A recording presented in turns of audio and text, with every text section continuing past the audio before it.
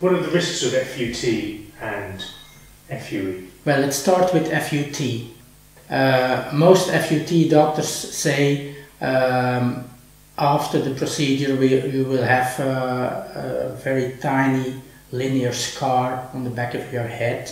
Well, we see mostly very large scars after FUT, and with large I mean 5, 6, 7 millimeters large. Then we have to correct them, fill them up with grafts, and recently we had one patient, we had to put more than 800 grafts in his scar, and that's really a waste of grafts, I think. What are the other risks of FUT?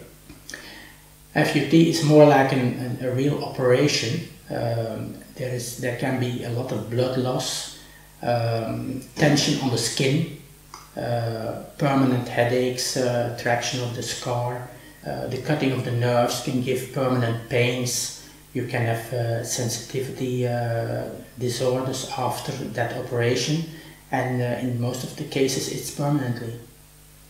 What are the risks of FUE? Well, FUE, the risk is mostly in the harvesting stage. That means there can go things wrong while harvesting the grafts when it's done by unexperienced hands. That means there can be transection of the grafts, there can be clapping. That means that the top of the grafts break off and then you have no growth. You can have problems to extract the entire follicular unit.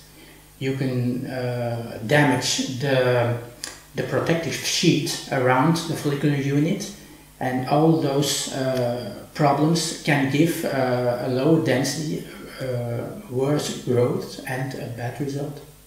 So what's the solution to that? Solution of that is that if you go for FUE, if you do not want a scar on the back of your head, you choose a very experienced doctor.